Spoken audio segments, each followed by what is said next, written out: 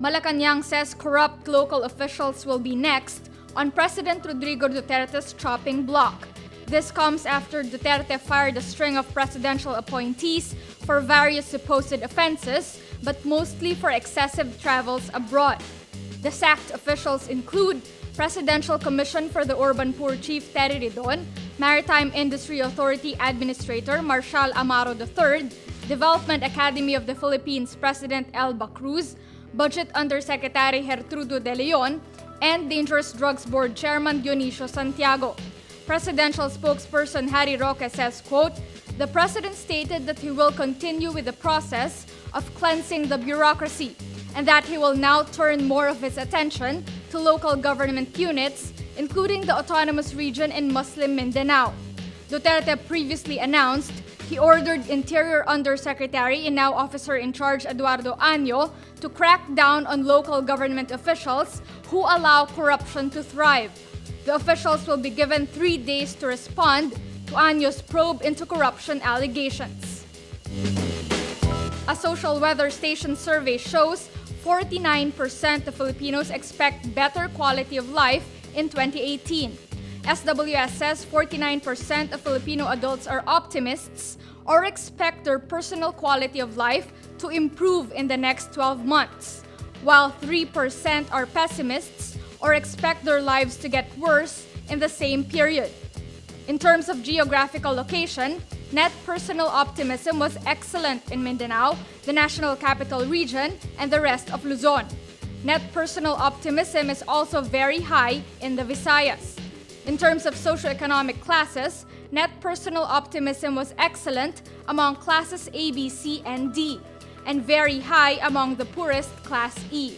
The SWS survey also showed 52% of Filipinos are optimistic the economy would improve in the next 12 months, while 9% think it would deteriorate, for a net optimism of positive 42.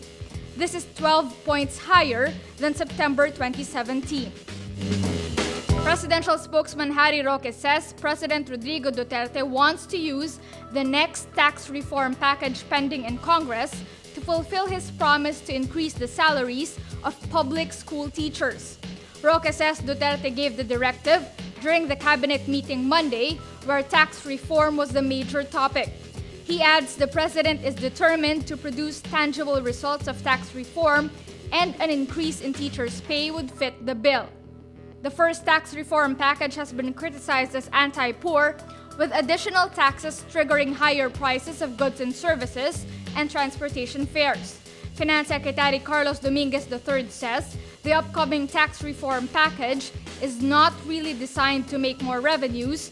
They are designed to make the system more fair. Dominguez says the second package will focus on lowering corporate income taxes and modernizing fiscal incentives. Presidential spokesman Harry Roque contradicts Defense Secretary Delfin Lorenzana on what China promised the Philippines regarding its activities in the South China Sea. Chinese state-run television earlier aired a feature showing the disputed Kagitingan Reef or Fiery Cross Reef transformed into an airbase with military installations and a 3,125-meter runway. Kagitingan Reef is a group of 3 reefs in the SPRATLYS that China has turned into an island through reclamation. It is being claimed by China, Taiwan, the Philippines, and Vietnam. Roque on Tuesday says China vowed it would not pursue new reclamation activities within the area in the South China Sea being claimed by the Philippines. He adds any military buildup in already existing man-made islands would not be a breach of good faith. But Lorenzana on Monday said China also promised not to militarize any of its man-made islands. The defense chief added, if new military buildup by China in Kagitingan Reef is proven, the Philippines should file a diplomatic protest against the Asian giant. Britain's Princess Charlotte is off to nursery school. Official Kensington Palace photos show 2-year-old Charlotte posing in a red coat and matching red shoes. She also has a red bow to keep her shoulder-length hair out of her eyes. To complete the look, the princess sports gray tights and a scarf to keep warm, plus a pink polka dot backpack. Duchess Catherine supposedly took the photos shortly before Charlotte left for her first day of nursery at the Wilcox Nursery School.